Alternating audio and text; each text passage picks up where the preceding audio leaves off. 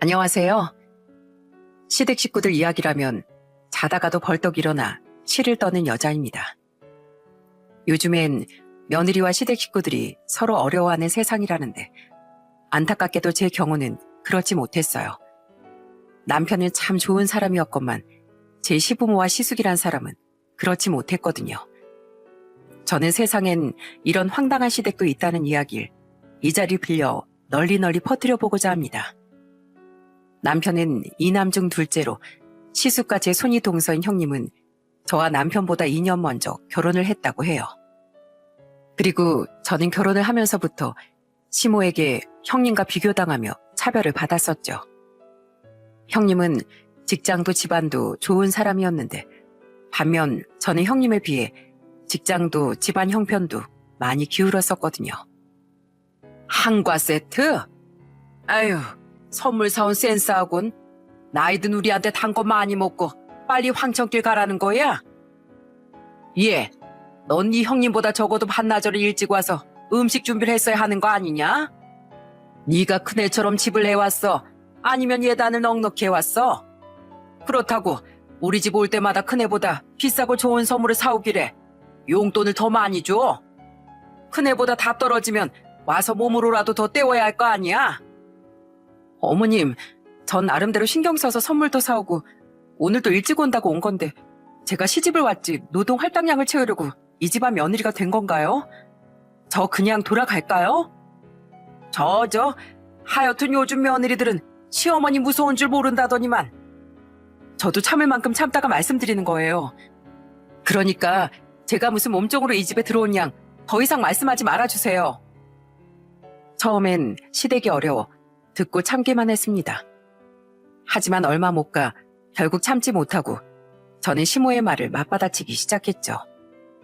늘 방관자처럼 한 발 물러나 있던 시부는 집안 꼴 잘 돌아간다며 혀를 차곤 했고요.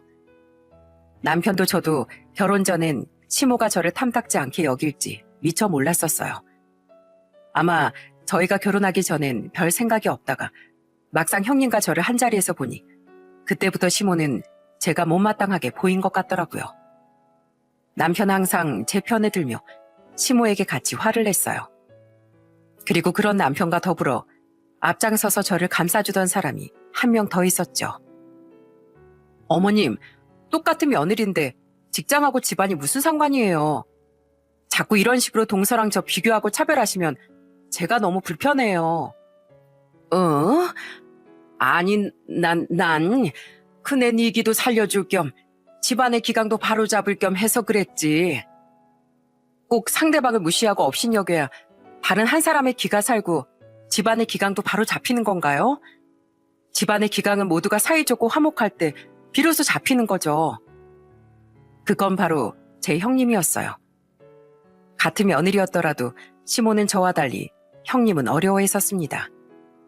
시모는 남편보단 시숙을 더 좋아했었어요. 평범한 중소기업 직장인인 남편과 달리 시숙은 어렸을 때부터 공부도 아주 잘하고 대기업까지 입사했던 시모의 자랑거리였거든요. 형님은 그런 시숙의 아내인데다 친정 부모님의 명의지만 서울의 브랜드 아파트도 마련해오고 직업적으로나 집안적으로나 시숙보다 잘난 사람이었으니 강약 약강의 표본이 시모 입장에선 굉장히 어려운 사람일 수밖에 없었던 거죠. 시모는 형님이 제 편을 들어줄 때면 더 이상 아무 말도 못하고 형님 눈치만 보곤 했어요. 형님, 저는요, 사실 처음엔 형님이 부럽고 질투도 났어요. 제가 괜히 비교되게 이 집안에 시집 왔나 싶기도 했고요. 형님에 대해서 오해할 뻔한 것도 사실이에요. 친정에 돈 많고 직장도 좋은 사람이니까 어머님을 등에 업고 저를 같이 무시할 줄 알았거든요. 잠시나마 그렇게 오해했어서 죄송해요. 그리고 항상 제 편 들어주셔서 감사해요. 내가 뭐 동서보다 인간적으로 그리 잘난 사람도 아닌데 동서 편 들어주는 게 당연하지. 잘못된 건 잘못됐다고 말할 줄 알아야 하는 거잖아. 그래도 그렇게 내가 좋은 사람인데 말해줘서 나야말로 고마워 동서. 우리 앞으로 더 사이좋은 동서지간으로 지내자. 한 번은 형님과 둘이 술을 한잔하며 조심스레 속마음을 털어놓은 적이 있었습니다. 그리고 그날 이후 우리 두 사람은 전보다 훨씬 마음을 터놓고 지내는 사이가 됐죠. 하지만 시숙은 아내인 형님과 달리 겸손하지도 못하고 은근히 남을 깔보던 사람이었어요.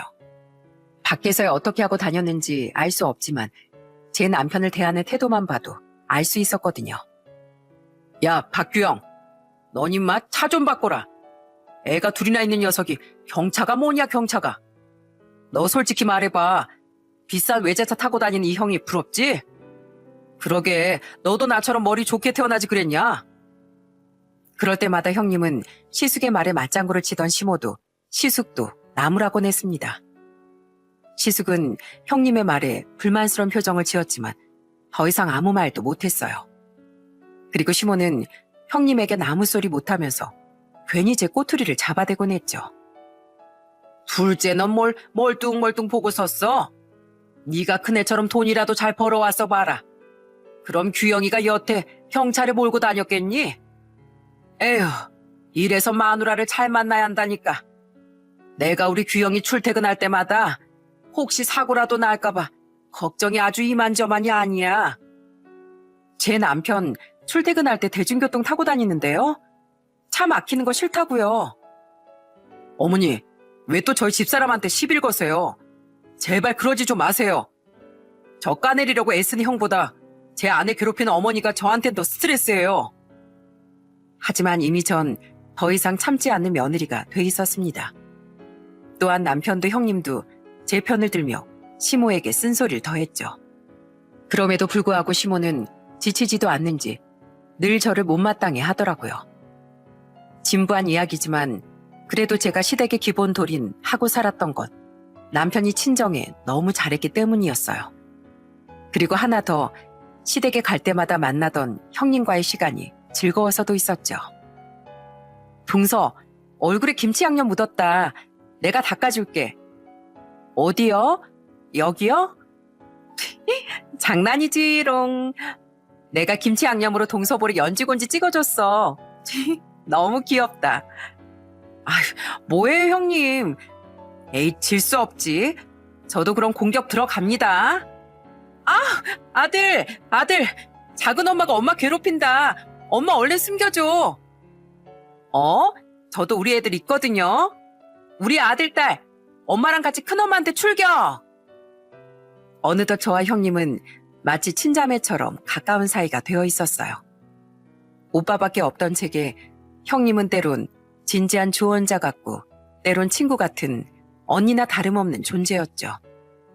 그런 형님과 함께라면 김장도 명절상을 차리는 일도 하나도 힘들지 않고 마냥 즐거웠어요. 형님과 수다도 떨고 어린 조카 저희 아이들과 함께 장난도 치다 보면 어느새 일이 뚝딱 끝나 있었거든요. 게다가 늘 제 편을 들어주기까지 하던 형님이 있었기 때문에 저는 불편한 시부모를 감수하고서라도 꼬박꼬박 시댁에 갔었던 거예요. 동서, 우리 주말에 오랜만에 애들은 남편한테 맡기고 여자들끼리 데이트 어때? 내가 완전 예쁜 식당 알아놨는데. 너무 좋아요. 그럼 저번에 형님이 밥 사주셨으니까 이번엔 제가 살게요. 지방에 있던 시댁과 달리 저와 형님네는 같은 서울에 살았습니다. 때문에 우리 두 사람은 둘이서만도 가끔 만나 시간을 보내곤 했어요. 저기요, 죄송한데 저희 사진 좀 찍어주실 수 있을까요? 그럼요. 두 분 되게 닮으셨네요. 자매 사이 맞으시죠? 자매끼리 이렇게 놀러도 다니고 너무 보기 좋네요. 자매요? 아니요, 저흰... 쉿, 동서, 그냥 그렇다고 해. 네, 저희 자매 맞아요. 사진 예쁘게 잘 부탁드릴게요. 하도 친해지다 보니 우린 인상도 닮아갔던 모양입니다.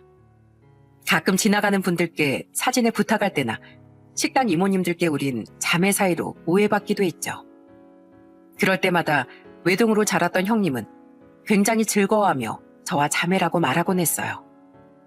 저는 결혼을 하며 남편과 아들, 딸을 만난 걸 제외하면 형님이라는 존재를 얻은 것이 가장 큰 복이라고 생각했습니다. 동서, 나 어떡해? 형님, 무슨 일이세요? 왜 우세요?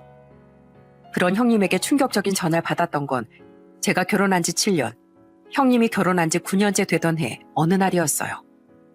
처음 들어본 형님의 울음소리에 놀란 전 뒤에 이어진 형님의 말에 입을 떡 벌리고 말았죠. 내 남편 바람 피웠어. 근데 너 황당한 게 뭔지 알아? 내가 아까 전화로 난리를 쳤었거든.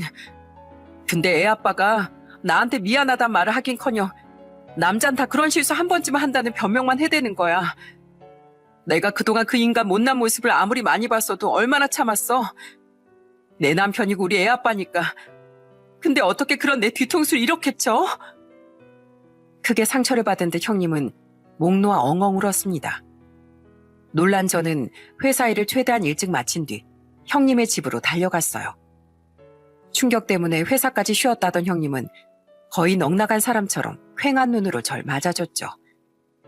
아이에게 이런 모습을 보이고 싶지 않다며 형님은 조카를 친정에 맡기고 오셨다더군요. 그리곤 그 뒤 텅 빈 집에서 한참을 혼자 우셨다고 했죠.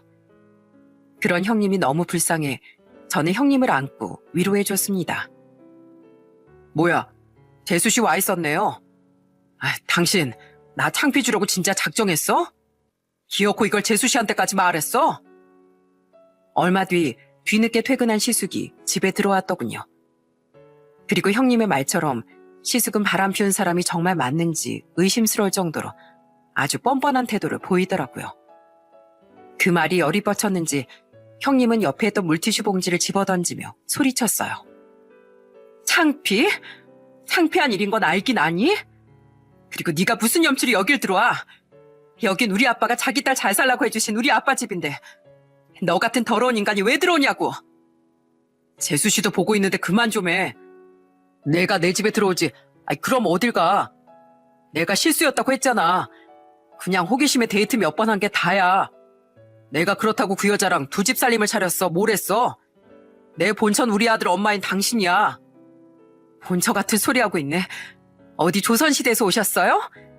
그 호기심에 데이트 몇 번 한 걸 사람들은 바람이라고 부르는 거야. 그러니까 나 다시는 안 그런다니까. 그리고 당신 애도 처가에 맡겼다며. 장인어른이 나 가만 안 두겠다고 아주 길길이 날뛰면서 전화 오셨더라. 깜짝 놀라서 우선 죄송하다고 납작 빌었지. 장인어른한테 사과했으면 다 된 거 아니야? 당신 우리 애는 꼭 화목한 가정에서 키우고 싶다며. 그런 당신이 나랑 이혼할 생각이나 하겠어? 어차피 애 때문에 이혼 못할 거 이제 좀 그만해. 사람 망신 그만 시키라고. 재수씨, 재수씨도 이만 가세요. 이건 엄연히 저희 집안일이에요. 하지만 시숙은 끝까지 뻔뻔한 태도를 유지하더라고요. 무슨 자신감인지 시숙은 절대 형님이 이혼을 선택하리라곤 생각지 않은 것 같았어요. 그런 시숙이 기가 막혀 도저히 참을 수가 없었던 전 시숙에게 삿대질을 하며 소리쳤죠. 형님이 이혼을 선택하실지 안 하실지 모르겠지만은요. 그래도 아주버님 태도는 말이 안 되죠. 부부 사이에서 가장 용서받지 못할 일 중 하나가 바람 아닌가요? 그런 큰 잘못을 했으면 무릎이라도 꿇고 싹싹 비셔야죠. 게다가 돈 한 푼 보태줄 형편 안 됐던 어머님 아버님 대신 지금 살고 있는 이 집도 형님 친정에서 해준 걸로 알고 있는데 아주버님은 뭐가 그렇게 잘나셔서 당당히 바람 피우는데 돈을 쓰고 다녀요? 당장 형님한테 사과부터 하세요. 됐어, 동서. 저 인간은 절대 자기 잘못 반성할 인간이 아니야. 야, 박영더. 내가 너랑 이혼을 왜 못하니? 너 같은 더러운 인간은 차라리 우리 아들 옆에 없는 게 나아. 그게 우리 아들한테 더 화목한 가정을 만들어주는 일이야. 직장 빼면 별로 볼 것도 없는 게. 아니, 따지고 보면 나보다 연봉도 낮은 게 어디서 근거 없는 자신감을 보이지? 나 아빠한테 말해서 이 집 당장 내놓을 거고 너랑도 당장 이혼할 거야. 그러니까 이 집에서 짐 싸서 나가. 뭐? 아니, 여보, 진심이야? 나 누군지 몰라? 당신 아들 아빠야, 당신 남편. 근데 뭐 어쩌라고? 내 남편인 걸 먼저 포기한 건 당신 자신이야. 안 나가? 그럼 내가 나갈게. 어차피 이 집은 내놓을 거니까. 동서, 가자. 여보, 내가 미안해. 생각해보니까 내가 용서받지 못할 죄를 지었어. 이렇게 내가 사과할게, 여보. 용서받지 못할 죄를 지었으니까 용서 안 할 거야. 이미 버스는 떠났어, 이 역겨운 자식아. 아마 평소 시모가 세상에서 잘난 우리 아들이라며 늘 떠받들어줬다 보니 시숙은 자기가 진짜 대단한 사람인 줄 알았던 모양이에요. 하지만 형님이 가차없이 이혼을 선언하자 그제야 시숙은 당황하며 형님께 매달리더라고요. 그러거나 말거나 형님은 저를 끌고 그 집에서 나왔고 저는 우선 형님을 모시고 저희 집으로 왔죠. 형 완전 돌아버린 거 아니에요? 형수님, 형 동생으로서 제가 대신 사과드릴게요. 정말 죄송해요. 그리고 저희 형이랑 이혼하기로 한 거 정말 잘하셨어요. 퇴근 후 형님과 맥주를 마시며 모든 이야기를 들은 남편은 경악을 했습니다. 형님에게 대신 사과를 한 남편은 방으로 들어가 시숙에게 전화를 거는 것 같더라고요. 왜냐하면 방 안에서 이 정신 나간 인간아 왜 그러고 사냐 등등의 커다란 고함 소리가 한동안 들려왔거든요. 그리고 다음날 형님은 이혼을 준비하겠다며 자신의 친정으로 들어가셨죠. 그 뒤 형님은 정말 과감하게 집을 내놓고 이혼 준비를 시작했다더군요. 그 한심한 인간이 이제야 망했다는 걸 제대로 깨달았나 봐. 자꾸 회사 앞으로 찾아와서 붙잡길래 경찰에 확 신고해버렸더니 이젠 친정까지 찾아왔더라. 겁도 없이. 우리 아빠한테 소금 세례만 호되게 맞고 쫓겨났지만 말이야. 한심한 시숙은 그제야 형님 마음을 돌려보려고 노력한 것 같았어요. 하지만 어림없는 소리였죠. 형님은 시숙을 봐주기는커녕 시숙과 상간녀에게 위자료 소송까지 걸어버렸으니까요. 어이가 없는 건 그 일로 시모가 형님이 아닌 저를 찾아왔다는 겁니다. 지방에 사는 시모가 저희 회사 앞까지 와 있다는 소리에 저는 무슨 일인가 싶어 퇴근 후 시모가 있다는 근처 카페로 향했어요. 그리고 그때 시모는 제게 처음 보는 애절한 표정을 지으며 황당한 부탁을 하더라고요. 네? 제가 형님 마음을 돌려달라고요? 제가요? 그래, 둘째 네가 큰애랑 워낙 친했잖니. 큰애 내가 한번 붙잡았더니 그 뒤로 내 전화도 아예 안 받는다. 진짜 애까지 데리고 이혼할 작정인가 봐. 아주버님이 그만한 잘못을 하셨잖아요. 솔직히 저 같아도 바람은 절대 용서 못할 것 같은데 하물며 처음엔 사과조차 않던 아주버님을 어떻게 형님한테 용서하라고 할 수 있겠어요. 이건 그 누구도 이젠 어쩔 수 없는 일이에요. 시모는 제게 형님이 이혼 생각을 접도록 설득해달라는 부탁을 하려고 그 먼 거리를 찾아왔던 겁니다. 너무 이기적이고 양심 없는 부탁이라고 생각해 저는 단박에 시모의 말을 거절했어요. 하지만 시모는 계속해서 제게 애걸복걸을 했죠.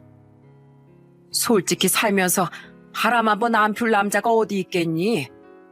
네 시아버지도 젊었을 적엔 분명 바람 좀 피우고 다녔을 거다. 근데 안 걸린 네 시애비랑 달리 네 시숙은 재수가 없어서 걸린 걸게야. 게다가 얘 큰애가 양육권도 절대 포기 안 할 것 같은데 우리 집안 핏줄을 누구한테 준다니? 네 시숙도 지금은 충분히 반성하고 있다. 어? 아니 당장 애가 집에서도 쫓겨나고 호래비가 되는 꼴을 어떻게 보니?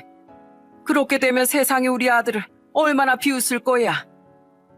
그럼 입장 바꿔서 형님이 바람 피우셨으면 어머님이 형님을 용서하셨겠어요? 어머님 아들이 귀하면 그만큼 형님도 남의 집 귀한 자식인데 어쩜 이렇게 이기적이세요? 그리고 세상엔 바람 안 피우는 남자도 수두룩하게 많아요. 그럼 말도 안 되는 말로 아주버님 잘못을 정당화시키려 하지 마세요. 아주버님은 세상에 비웃을 만한 잘못을 하신 거 맞아요. 그리고 설사 아이를 아주버님이 데려온다고 하신들 아주버님이 혼자 애를 잘 키울 수나 있겠어요? 어머님 아버님이 시골로 데려가서 키우시려고요? 차라리 형님 밑이나 돈 많은 형님 친정에서 자라는 게 애한테도 훨씬 좋은 거죠. 예, 지금 넌 누구 편을 드는 거니? 따지고 보면 네 진짜 가족은 우리 영덕이야. 둘이 진짜 이혼하면 영덕인 여전히 네 시숙인데 큰애게는 남남이 되는 거잖아. 그러니까 네 시숙 편을 들어야지. 싫어요. 제 남편 빼면 그 집에서 제게 제일 잘해준 사람이 형님인데 제가 왜 아주버님 편을 들어요? 그리고 맨날 형님하고 비교하면서 그렇게 절 무시하더니 왜 이제 와서 저한테 이러시는 거예요? 제가 그렇게 만만하세요? 아휴, 됐어. 넌 진짜 옛날부터 하나부터 열까지 마음에 드는 구석이 하나도 없어. 이렇게 되바라진 애인 걸 내가 결혼 전부터 알아봤어야 하는데 널 우리 집안 며느리로 들인 내 잘못이다. 할 말이 없자 시모는 또다시 트집을 잡으며 버럭했습니다. 그리곤 혼자 길길이 날뛰다 카페를 나가버리더라고요. 그날 집에 돌아와 남편에게 시모와의 일을 말해주었더니 남편은 혼자 베란다로 나가 또 한바탕 시모와 말다툼을 하곤 돌아왔죠. 그리곤 제게 늘 모든 소란의 화근은 자신의 가족인 것 같다며 제게 미안해했어요. 동서, 잘 지내. 우린 진짜로 이제 남남이네. 결국 시숙은 울며 겨자 먹기로 협의 이혼을 해야 했습니다. 집은 금매치곤 좋은 값에 빠르게 팔렸고 시숙은 그 집을 나가 원룸 오피스텔 전세를 구해야 했죠. 형님은 양육권도 시숙에게 빼앗고 시숙과 상간녀에게 위자료도 받을 수 있었어요. 이혼 확정이 되던 날 형님은 제게도 인사를 하러 왔었습니다. 저는 아쉬운 마음에 형님의 손을 오래도록 놓지 못했어요. 형님, 비록 우리가 더 이상 동서지간은 아니지만 그래도 가끔이나마 만나고 지낼 수 있을까요? 무슨 당연한 말을 해. 박영덕 그 인간이 가운데 안 꼈어도 동선 나한테 충분히 소중한 사람, 아니 동생이었어. 우리 비록 성은 달라도 자매나 다름없는 사이였잖아. 잊었어? 우리 자주 연락하면서 얼굴 보고 살자. 동서, 비록 난 이혼을 하게 됐지만 동서는 꼭 잘 살아야 돼. 서방님 좋은 분이잖아. 어머님이 절대 뭐라고 하든 기죽지 말고.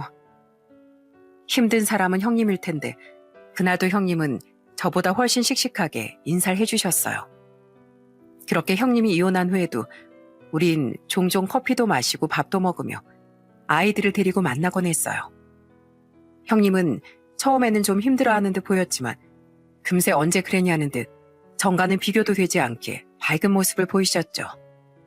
조카 또한 다행히 형님과 형님 부모님의 사랑을 듬뿍 받은 덕에 밝게 자라주었고요. 남편은 제게 그런 형님의 소식을 들으며 진심으로 잘 됐다고 말해주곤 했어요. 남편은 형님의 이혼 이후 한 번도 형님을 만나지 않았거든요. 남편 또한 평소 좋아하던 자신의 형수님을 보고 싶어 하긴 했지만 형님과 인연을 이어가는 전 시가 식구는 저 하나로 족할 거라면서요. 나쁜 기억만 남은 전 시가 식구를 많이 만나봐야 뭐 반갑겠어. 나중에 형수님이 새 출발하실 때를 위해서라도 난 안 보고 사는 게 맞아. 잘 지내신다니 정말 다행이야. 이거 내가 장모님 선물 사면서 백화점에서 같이 산 수분 크림인데 다음에 형수님 만날 때 당신이 전해드려. 내가 사다 드렸다고는 절대 말하지 말고 당신이 드리는 선물이라고 해. 이렇게나마 우리 형이 형수님께 한 잘못 내가 대신 갚고 싶어. 남편은 이렇듯 참 착하고 속 깊은 사람이었어요. 그런 사람이었기에 남편은 항상 자신의 가족들에 대해 부끄러워하곤 했죠. 이혼한 뒤 양육비를 지급하며 혼자 오피스텔에서 살게 된 시숙은 우습게도 상간녀와는 얼마 안가 이별을 했다더군요. 정말로 그 상간녀와는 가볍게 놀기만 하던 사이라면서요. 그런 가벼운 마음으로 조강지처인 형님을 배신했던 시숙이 너무 경박하게 느껴졌어요. 에휴, 우리 박씨 가문 며느리가 고작 저런 애 하나만 남았다니 내가 아주 분통이 터진다, 터져. 형님의 이혼 사건으로 인해 저는 전보다 훨씬 시댁 사람들에게 정이 떨어졌습니다. 바람을 피우고도 뻔뻔하게 이를 데 없었던 시숙과 끝내 이혼한 형님을 심하게 헐뜯던 시모. 그 옆에서 요즘 계집애들은 참을성이 없다며 함께 욕을 하던 시부까지 전부 말이죠. 그래도 남편을 봐서 저는 시댁에 찾아가 얼굴만 비추는 며느리로서의 딱 기본 도리만 하고 살았어요. 그런데 시모는 시숙이 이혼한 뒤 저를 더 헐뜯지 못해 안달이더라고요. 큰애겐 집도 잘 살고 직업도 좋아서 우리가 자랑할 맛이 났는데 둘째제 내가 별 볼 일도 없어. 시댁에 대한 의리도 없어.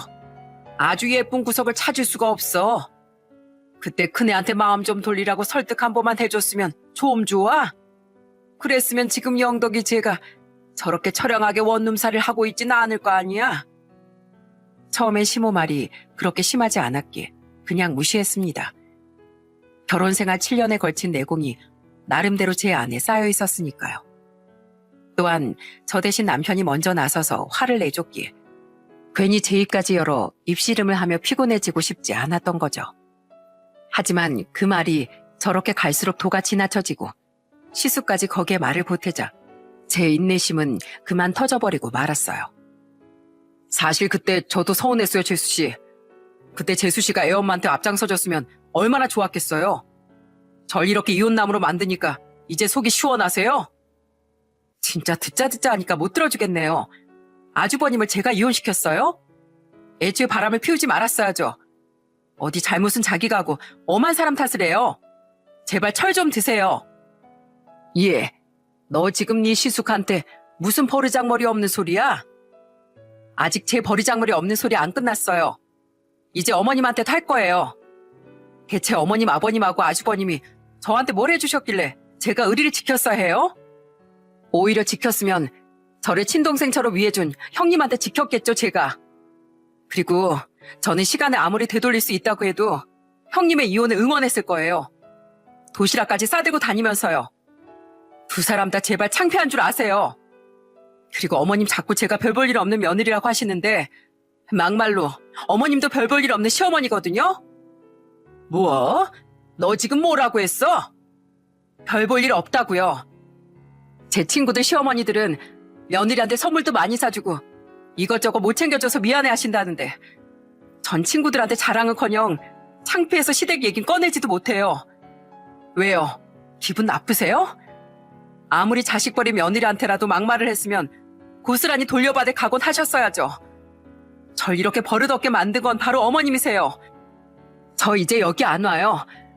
더 이상 굳이 제발 아프게 찾아와서 기분 나쁜 일 안 만들고 살 거라고요.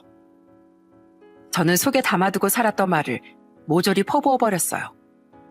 부모님 버린 분에게 정말 그렇게까지 말하지 않으려 했는데 더 이상 참고 살다간 화병이 날 것 같았으니까요. 당황한 나머지 아무 말도 못하던 시모와 뒤에서 혀를 차고 있던 시부에게 남편 또한 크게 화를 내더군요. 아, 결국 저희 집사람 입에서 이런 험한 말까지 나오게 하니까 이제 속 시원하세요? 집사람한테 제가 죄인이네요. 진작 이런 집엔 집사람이 못 오게 했어 했으니까요. 결혼한 이후로 집사람한테 미안하지 않은 날이 단 하루도 없네요. 저 이만 가겠습니다. 그렇게 우린 아이들을 데리고 시댁에서 나와버렸습니다. 그 뒤 남편은 제게 미안해하며 자신만 한 번씩 시댁의 얼굴만 비추고 얼른 와버렸어요. 어차피 자기 부모님이 우리 애들을 딱히 예뻐한 것도 아닌데 왜 데려가겠냐며 애들까지 두고 말이죠. 남편도 시모에게 화가 잔뜩 났지만 그래도 부모인지라 딱 그 정도만 도리를 지키며 산 거예요. 그런데 그렇게 시댁의 발길을 끄는 지 1년, 형님이 이혼한 진 2년이 지났던 어느 날, 일을 하고 있던 전 남편의 전화에 의해 깜짝 놀랄만한 소식을 듣게 됐습니다. 여보, 우리 형 지금 교통사고가 크게 나서 병원에 입원했대. 뭐? 아주버님이? 어디 병원? 많이 심각하신 거야? 아니, 자기가 직접 전화해서 입원했다고 한 거 보니까 그런 건 아닌가 보더라. 그래도 발목이랑 팔이 한쪽씩 골절되고 이곳저곳 다친 곳이 많아서 병원에 오래 입원을 해야 할 것 같대. 우리 집에서 30분 거리에 있는 병원 알지? 거기 입원했대. 그건 바로 크게 교통사고가 난 시숙의 입원 소식이었어요. 남편은 어쩌다 사고가 난 거냐는 제 물음에 한숨을 푹 쉬며 이유를 얘기해 주더군요. 그게 우리 형은 진짜 언제 철이 들라나 몰라. 난 듣기만 해도 이렇게 한숨 나오는 얘기를 아무렇지도 않게 해주더라고. 당신 우리 형 전에 바람났던 그 여자랑 헤어지고 나서도 이 여자 저 여자 바꿔가면서 엄청 만난 거 알지? 근데 이번엔 웬 룸사롱 여자한테 빠져서 공을 엄청 들였대. 그래서 그 여자랑 둘이 회사 휴가까지 내고 여행을 다녀왔다나 봐. 그리고 그 여자 집까지 데려다주고 자기도 집에 돌아가는 길에 졸다가 그런 사고를 냈대. 다른 피해자가 없던 게 천만다행이지. 아휴, 우리 형이지만 진짜 너무 부끄럽다. 솔직히 다친 사람한테 이런 말 하긴 좀 그렇지만 또 여자 문제가 끼어 있었다는 말에 참 대단한 사람이다 싶었습니다. 진짜 정이 안 가는 사람이었지만 그래도 가족이니 저는 남편과 함께 우선 문병원 갔어요. 왔냐? 재수 씨 오랜만이네요. 남편 말대로 크게 다치긴 했지만 시숙은 다행히 심각한 상황은 아니었어요. 힘겨워 보이긴 했지만 시숙은 다친 날부터 스스로의 힘으로 휠체어에 올라타 화장실도 직접 가더라고요. 다친 팔이 오른쪽이 아니라 밥도 스스로 먹을 수 있었고요. 아이고, 우리 아들 괜찮아? 어디 보자. 세상에 아주 산송장이 따로 없네. 얼마 뒤 지방에서부터 달려온 시부모 또한 병원에 도착했더군요. 꼴이 이게 뭐냐며 혀를 차던 시부와 달리 시모는 시숙을 붙잡고 눈물 법석이었죠. 아휴, 근데 우리 아들 이 몸으로 혼자 불편해서 어떡하니? 엄마랑 아빠는 삼겹살 가게 문 여느라 서울에 못 와 있는데. 됐어요. 혼자서 웬만한 건 다 할 수 있어요. 계속 돌아다닐 수도 없고 할 것도 없어서 심심해서 그렇죠. 어머니, 제가 가끔 와서 형 들여다볼게요. 그러니까 그만 우세요. 시무가 어찌나 큰 소리로 울어대던지 같은 병실 내 다른 환자와 보호자들이 눈치를 주더군요. 남편은 그들에게 죄송하다고 인사하며 시모를 달랬죠. 저도 남편도 시모와 시숙에게 감정이 좋지 않았다고 해도 상황이 상황이었으니까요. 그날 시부모를 기차역에 모셔다 드리고 저와 남편 또한 아이들과 함께 집으로 돌아왔습니다. 그런데 다음날 일을 하던 전 시모에게서 아주 황당한 전화를 받게 됐어요. 예, 내가 아무리 생각해도 네 시숙이 걱정돼서 안 되겠다. 난 알다시피 일하느라 서울까지 못 내려가 있으니까 네가 네 시숙 병수발 좀 들어라. 솔직히 시댁의 발길을 끊은 후 처음으로 걸려온 시모의 전화를 받을까 말까 망설였습니다. 그리고 그 사이 끊어진 전화가 무려 2통이 더 걸려오자 대체 무슨 일인가 싶어 저는 전화를 받았었어요. 그런데 제게 전화를 건 시모의 목적이 이루 말할 수 없이 기가 막히더군요. 시모는 제게 시숙의 병수발을 들라는 말을 하려고 전화를 했던 거예요. 저는 황당해서 되물었죠. 좀 힘들게 하겠지만 혼자서 입원 생활 잘하고 계신 분을 굳이 제가요? 굳이라니, 네가 이 집안의 유일한 며느리잖아. 그런데요? 그런데라니, 며느리가 시숙 병수 받는 게 그렇게 몇 번이나 되물어 볼 일이야? 아니 어머님, 혼자 화장실도 잘 가고 밥도 잘 먹는 분을 제가 옆에서 뭘 어떻게 챙겨요? 설사 못한다고 한들 간병인을 부르거나 어머님이 직접 가셔야죠. 제가 아주버님 화장실을 챙겨드리겠어요. 그렇다고 샤워를 시켜드리겠어요. 말동무는 해줄 수 있잖아. 네 시숙 혼자서 얼마나 지루해 보여. 그리고 다친 애 안 힘들게 양침물이나 세수물도 침대까지 좀 가져다 주고 힘든 애 밥도 먹여주고 하면 되잖아. 옆에서 안 지루하게 애교도 좀 떨어주고. 그러니까 그걸 제가 왜 하냐고요. 제가 아주버님 아내예요? 아니면 친동생이에요? 그 여행 같이 갔다 왔다는 여자한테 들라고 하세요, 병수발. 아니면 동생인 제 남편한테 전화를 하시던가. 왜 저한테 이러세요? 진짜 며느리를 이 집 종이라고 착각하고 계신 거예요? 그리고 저도 이래요. 회사 다니는 사람이 애초에 간병을 어떻게 해요? 어딜 감히 술집 계집에 우리 아들 옆에 붙여놓으려고 해? 그리고 며느리가 시댁 식구들 뒷바라지 좀 할 수 있는 거지. 그럼 시댁 식구들이 며느리를 상전 취급하리? 게다가 네가 돈을 벌면 얼마나 버니? 그깟 박봉 받는 일보다 네 시숙 병간호 해주는 게 우선이지. 네가 우리 집에 시집 와서 쓸모있는 일을 한 게 있긴 하니? 이혼한 큰애 마음도 하나 못 돌려줬으면서 말이야. 그러니까 그때 우리 아들한테 잘못한 거 이번에 병간호하면서 좀 갚어. 그 얘기를 여기서 또 하시는 거예요? 제가 말했죠. 전 과거로 돌아갈 수 있다고 한들 형님의 이혼을 적극적으로 지지해 줬을 거라고요. 그리고 애초에 이혼은 아주버님이 잘못해서 한 걸 왜 자꾸 저한테 날리세요? 갚긴 뭘 갚아요?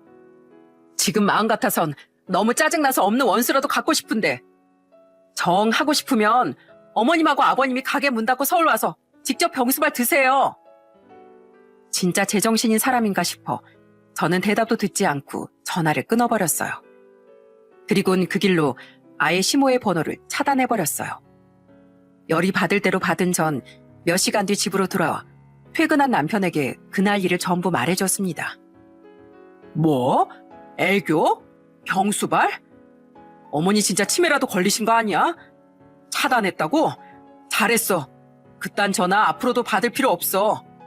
우리 형 병문안도 더 이상 당신은 갈 필요 없어. 남편은 노발대발하며 시모에게 전화를 하려고 들었습니다. 그런데 누군가 밖에서 저희 집 현관문을 마구 두드리더군요. 둘째 너 집에 있지? 왜 내 전화 안 받아? 당장 문 열어. 뭐야, 어머니잖아? 세상에, 내가 그렇게 전화 끊어버렸다고 약올라서 여기까지 쫓아오셨나 본데? 그 사람은 바로 시모였습니다. 기가 막혔어요. 가게 운영하느라 그렇게 아끼는 장남 병간호하러 올 시간은 없다는 사람이 가게 영업이고 뭐고 다 팽개치고 여기까지 찾아왔다는 것이요. 남편은 차라리 이 기회 끝장을 보자며 문을 열고 시모를 집에 들이더군요. 아들과 딸에겐 잠시 방에 들어가 있으라고 말한 뒤에 말이죠. 시모는 집에 들어오자마자 제게 쌍욕을 하기 시작했어요. 야, 뭐? 원수를 갚어? 이게 내가 보자 하니까 시애미를 우습게 봐? 이 칼기각이 찢어버릴 기집애가. 너 오늘 내가 시애미로서 인생교육 한번 제대로 시켜주마. 옛날에 며느리가 시어머니 눈도 못 쳐다봤어. 근데 어딜 감히 매번 꼬박꼬박 말대꾸에 전화까지 먼저 끊어? 넌 네 부모가 그렇게 가르쳤어? 네 시숙 평가는 좀 하는 게 뭐가 어때서? 태어나서 그런 험한 욕짓거린 처음 들어봤어요.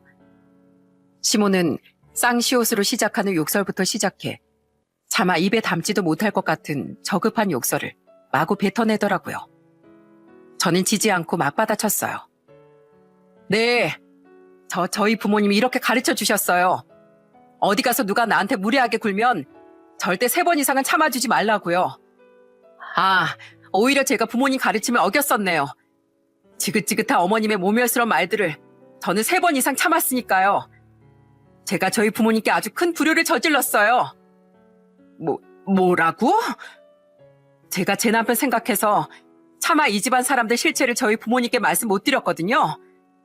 제가 이런 모멸스러운 일들을 당하고 산 걸 알면 저희 부모님 눈에 피눈물이 흐를 테니까요. 그러니까 전 더 이상 저희 부모님께 불효 안 저지르려고요. 며느리가 시어머니 눈도 못 쳐다봤다고요? 그런 고리타분한 시댁은 저부터도 거절이에요. 저도 형님처럼 이 집안 며느리 자리 반품 접수할게요. 전 그쪽 같은 사람이랑 더는 가족으로 못 삽니다. 뭐야? 근데 이게 뭐예요? 이제 남남인데 제가 아줌마를 더 참아줄 것 같아요? 나도 사람이에요. 쌍욕 들으면 눈 돌아버리는 평범하고도 성질 더러운 사람이요. 당신 잘 들어? 난 더 이상 저런 사람이랑 가족이란 말로 안 엮이고 살고 싶어. 아니 그렇게 안 살 거야. 난 앞으로 당신 집안일에 눈 하나 깜빡 안 할 거고 솔직히 당신이 혼자서 당신 부모 보러 다녀오는 것도 속이 아주 부글부글 끓을 것 같아. 그러니까 당신이 선택해. 나랑 애들인지 당신 부모 보고 살 건지. 강요는 안 할 테니까. 그 지경까지 가지 않으려 했건만 저는 결국 이혼이라는 초강수를 던졌습니다. 이기적이라고 누군가 저를 욕해도 할 말은 없지만 저는 정말 시모와 조금이라도 엮여 살고 싶지 않았거든요. 시모는 제 말에 입을 떡 벌리며 남편을 쳐다봤어요. 그러자 남편은 더 이상 참지 못하겠다는 표정으로 시모에게 절연을 선언하더라고요. 진짜 어머니가 이렇게까지 이기적이고 못된 분이실 거라곤 생각 못했어요. 저도 이젠 더 이상 어머니를 못 참아드리겠네요. 뭐? 얘 규영아, 너 설마 저딴 보잘것없는 애 때문에 엄마랑 인연을 완전히 끊고 살겠다는 거니? 그 별 볼 일 없다, 보잘것 없다는 말 좀 그만하세요. 이 사람 저한테 세상 그 누구보다도 귀하고 값진 사람이에요. 그런 사람을 그렇게 폄하하시는 거 저 정말 끔찍이 듣기 싫었어요. 이 사람을 욕하는 건 절 욕하는 거나 마찬가지예요. 그러니까 어머닌 그동안 절 모욕하신 거라고요. 저 그래도 어머니께 아들로서 어떻게든 도리는 하고 살려고 노력했어요. 근데 저 그냥 어머니 아들 포기할래요. 어차피 예전부터 어머닌 형밖에 모르셨잖아요. 그러니까 앞으로도 쭉 형만 보고 사세요. 전 이제 집사람이랑 저희 애들만 지키면서 살아야겠으니까요. 뭐? 아이고, 이 여우 같은 기집애가 결국 이렇게 모자 사이를 갈라놓는구나. 이 불려우 같은 기집애가. 집사람 탓 좀 그만하세요. 어머니한테 정이 떨어지게 만든 장본인은 바로 어머니예요. 가세요 좀. 나가세요. 내가 네 엄마야. 그럼 저 못된 기집애가 아니라 내 편을 들어야지. 얘 규영아, 박규영. 엄마 집에도 안 데려다 줄 거야? 여기까지 스스로 잘 오셨으니까 갈 때도 스스로 잘 가실 수 있잖아요. 가세요 좀. 시모와 시숙의 공통점은 남편과 형님이 자신들을 버릴지 끝까지 몰랐다는 겁니다. 남편의 절연 선언에 놀란 시모는 눈물까지 흘리며 저에게 욕설을 퍼부어댔어요. 하지만 남편의 손에 의해 시모는 집 밖으로 쫓겨나고 말았죠. 그래도 어머니라고 마음이 약해졌는지 남편은 안 가겠다고 울고불고 하던 시모를 기차역까지 가는 택시에 태워 기사님께 택시비까지 쥐어드린 후 돌아왔더라고요. 미안해 여보. 나랑 결혼해서 당신이 너무 많은 수모를 당하게 한 것 같아. 당신 정말 괜찮겠어? 내가 딱 한 번만 더 물을게. 괜찮아. 나도 이미 몇 번이고 마음속으로 생각해 왔던 일이야. 그리고 오늘은 그때였을 뿐이야. 당신이 떠밀어서가 아니라 내 스스로 한 선택이야. 나한텐 지금 당신하고 애들이 가장 중요하고 소중한 가족이니까. 남편은 자신도 괴로웠을 텐데 그날 잠들기 전까지 제게 사과를 멈추지 않았습니다. 시모만 생각하면 너무 열이 받았지만 그래도 그런 남편의 진심 어린 사과에 위로를 많이 얻었죠. 그리고 다음 날 자려고 누운 남편의 휴대폰으로 이번엔 시부에게서 전화가 오더군요. 야 규영아, 네 엄마가 너랑 애미가 괘씸하다고 하도 시근덕대서 듣기 싫어서 환장하겠다. 그냥 둘째한테 좋게 네 형 병수발 좀 들라고 해라. 여자가 그게 뭐 어려운 거라고. 그 어렵지 않은 일 아버지는 어머니가 직접 하세요. 그리고 어머니한테 못 들으셨나 본데 이젠 저 혼자서도 어머니 아버지 뵈러 안 갈 거예요. 그러니까 저희 집사람이 그 집 종이라도 되는 양 말하는 일 제발 그만두세요. 그리고 아버지, 때론 가해자보다 방관자가 훨씬 나쁜 거 알고 계세요? 부디 아셨으면 좋겠네요. 끊습니다. 남편은 황당한 말을 늘어놓던 시부에게 단호하게 말한 채 전화를 끊었습니다. 그 뒤 저는 시댁만큼 시숙도 다 꼴보기 싫어 더 이상 시숙의 병문안도 가지 않았어요. 애초에 처음부터 별로 가고 싶지도 않았고요. 그래도 형이라고 남편만 딱 한 번 더 병문안을 갔었는데요. 그때 시숙은 이런 멍멍이 같은 소리를 했다고 합니다. 재수씨도 예나 지금이나 참 싹바가지 없다. 시댁 어려운 줄도 모르고 재수씨 하나 때문에 집안이 이게 무슨 꼴이야? 우리 집안이 이 꼴이 된 건 형이랑 어머니 때문이야. 입을 그렇게 잘 나불대는 걸 보니 살만한가 보네. 그래도 걱정돼서 한번 와봤는데 앞으로는 안 올게. 형도 어머니 아버지처럼 나한테 손절당한 거야. 감히 내 아내에 대해 그렇게 말하는 사람 나도 형으로 더 이상 필요 없으니까. 마지막으로 충고하는데 철 좀 들어 형. 고작 좋은 회사 좀 다닌다 뿐이지 형 사실 아무것도 아닌 사람이야. 우리 집사람이 어려워할 필요도 내가 부러워할 필요도 말이야. 우리 성숙하게 좀 살자. 개념머리도 좀 챙기고. 남편은 두 번 다신 그 한심한 시숙도 안 보고 살 거라며 제게 시근덕대며 시숙과의 일을 말해줬어요. 평소 그런 말을 전하는 사람은 아니지만 그날따라 속이 상했는지 남편이 술이 좀 과했었거든요. 평소 점잖던 사람이 오죽했으면 그랬을까 싶어 저는 남편을 그저 달래줬습니다. 어차피 시숙의 인성이 개차반인 건 잘 알고 있었기에 상처받지도 않았으니까요. 그 뒤 한 달이 지난 지금껏 저희 부부는 시댁 식구들과 왕래하지 않고 살고 있어요.